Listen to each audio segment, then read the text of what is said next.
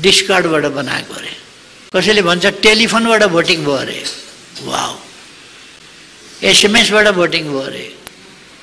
यसरी दुनियाँमा कहीँ सरकार बन्छ? उनीहरू भन्छ क्रान्तिबाट सरकार भयो। क्रान्ति भयो कहाँ? नेपालमा त क्रान्ति भएको छैन।